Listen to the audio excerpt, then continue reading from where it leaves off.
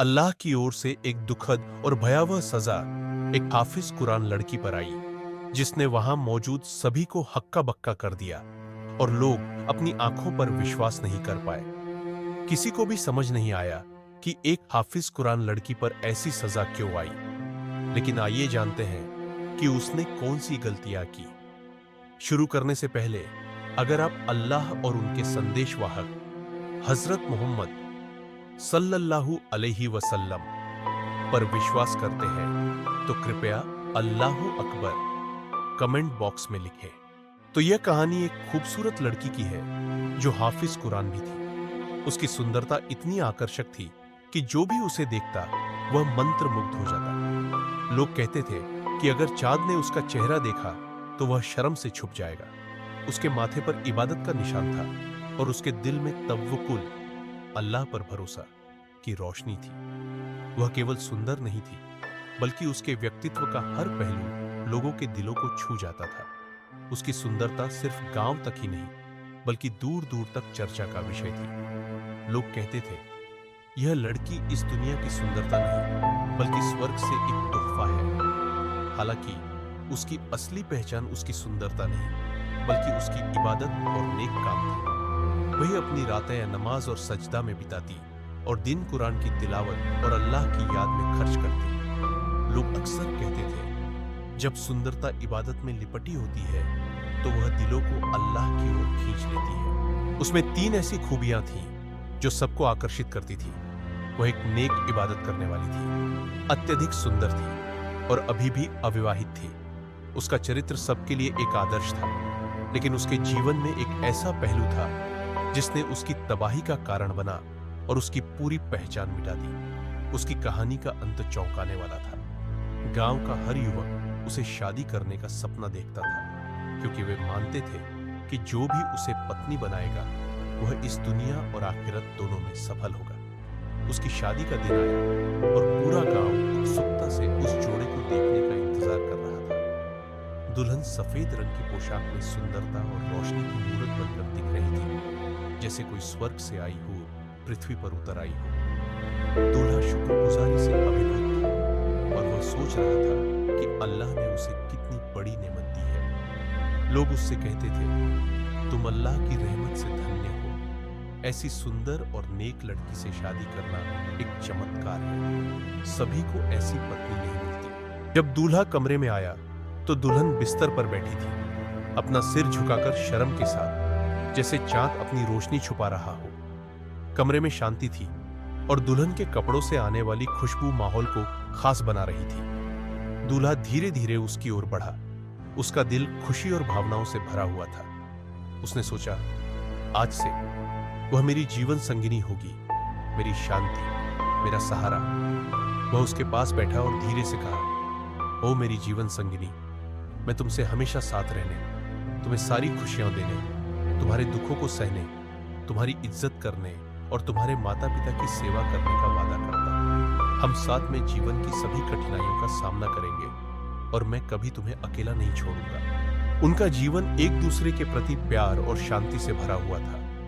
हर दिन नई खुशियां लेकर आता था और पति हमेशा अल्लाह का शुक्र अदा करता था, यह सोचते हुए कि उसे सबसे सुंदर और नेक पत्नी मिली है। लेकिन जैसा कि हम जानते हैं, जीवन हमेशा एक जैसा नहीं रहता। कभी कभी अल्लाह की कड़ी परीक्षा आती है। उसकी पत्नी के जीवन में एक ऐसा समय आया जिसे कोई नहीं सोच सकता था। वह एक जानलेवा बीमारी का शिकार हो गई, जिसने न केवल उसके शरीर को कमजोर किया, बल्कि उस सुंदरता को भी मुरझा दिया जो कभी सबको मंत्रमुग्ध करती थी। पति ने दिन रात उसकी देखभाल की। उसका दिल दर्द से भरा हुआ था, क्योंकि उसकी हालत बिगड़ती जा रही थी। लेकिन उसने कभी उम्मीद नहीं छोड़ी।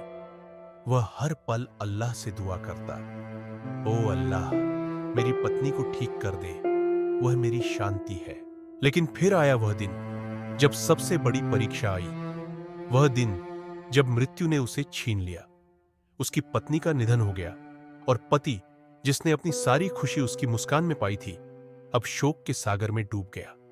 उसकी दुनिया वीरान हो गई और खुशी जैसे भाग गई। जब महिलाएं उसके शव को दफनाने के लिए तैयार करने आईं, तो वे देखकर चौंक गई।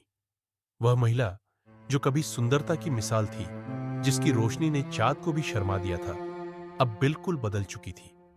उसका चेहरा इतना कठोर और अप्राकृतिक हो गया था कि महिलाएं डर से कांप उठी। वे रोने लगी। क्या यह वही लड़की है जो कभी दुनिया की सबसे सुंदर थी? क्या हुआ? पास खड़ी एक बुजुर्ग महिला ने गहरी आवाज में कहा, यह है दुनियावी सुंदरता का अंत, जो अल्लाह की नाफरमानी में बर्बाद हो गई। शायद वह घमंडी हो गई थी, या शायद उसने अपनी इबादत में लापरवाही की थी। सुंदरता अल्लाह का एक अमानत है, और जब इसका गलत इस्तेमाल होता है तो उसका अंत हमेशा यही होता है। जब दफनाने की तैयारी जारी थी, वे कब्रिस्तान पहुंचे, जहां एक और भयावह दृश्य उनका इंतजार कर रहा था। कब्र में कीड़े, सांप और बिच्छू थे, जैसे वे भूखे हों और अब भोजन के लिए तैयार हों। हर व्यक्ति भय से कांप रहा था। पति हताश होकर जमीन पर गिर पड़ा और कड़वी आवाज में बोला, ओ अल्लाह, यह मेरी पत्नी के साथ क्यों हो रहा है? पास खड़ा एक बुजुर्ग आदमी चुपचाप बोला, यह घमंड और अहंकार का परिणाम है। जब कोई व्यक्ति नाफरमानी और घमंड से अपनी जिंदगी को बर्बाद करता है तो वह इसी तरह की मौत मकशूल करता है। 7 कब्रों को खोदने के बाद हर एक में वही भयावह दृश्य सामने आया। कीड़े, सांप और बिच्छू हर जगह थे, जो भूखे थे। हर कोई समझ गया कि यह अल्लाह की सजा है, और यह साफ था कि मृतक को इस हालत में दफनाया नहीं जा सकता। अपने दुख में डूबे हुए पति ने खड़ा होकर सबको आवाज दी, अब मैं आपको वो 5 गलतियां बताऊंगा जो मेरी पत्नी ने की थी और जिन्होंने उसे इस सजा तक पहुंचाया। उसने समझाया कि उसकी पत्नी ने अपनी बातों और कार्यों में 5 बड़ी गलतियां की थी, और हर एक गलती ने उसे इस दुनिया और आखिरत में नष्ट कर दिया। उसने उन गलतियों को एक शिक्षा के रूप में साझा किया और सभी महिलाओं से अपील की कि वे कभी भी ऐसी बातें अपने पतियों से न कहें। वे 5 गलतियां थीं। वह उसकी गरीबी का मजाक उड़ाती थी, कहती थी, तुम गरीब हो और मेरा परिवार अमीर है। साथ ऐसा अन्याय हुआ है कि मुझे तुमसे शादी करनी पड़ी। वह दिन भर के काम से थके हुए पति का स्वागत अच्छे से नहीं करती थी, बल्कि उसे यह कहकर आलोचना करती थी कि उसने सब ठीक से नहीं किया। वह उसके माता पिता का अपमान करती थी और उनकी बुरी बातें कहती थी, जिन्हें वह कभी सहन नहीं कर सका। वह उसके प्रयासों की सराहना नहीं करती थी और हमेशा कहती थी, तुमने मेरे लिए क्या किया? और आखिरकार वह अपनी सुंदरता पर घमंड करती थी। कहती थी, तुम मुझे पाने के लिए खुश हो क्योंकि मेरी सुंदरता है। मेरे बिना तुम्हारे पास कुछ भी नहीं होता। पति के शब्दों ने सभी को गहरे से प्रभावित किया। वे अपनी गलतियों पर पछताए और चुपचाप यह वादा किया कि वे ऐसा व्यवहार कभी नहीं करेंगे।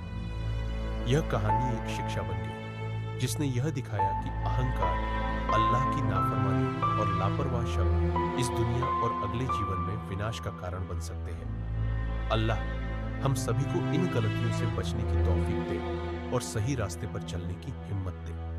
अगर इस कहानी से आपको कोई महत्वपूर्ण शिक्षा मिली हो तो कृपया इसे अपने परिवार और दोस्तों के साथ साझा करें, ताकि वे भी सीख सकें। चैनल को सब्सक्राइब करना न भूलें और अल्लाहू अकबर कमेंट बॉक्स में लिखें।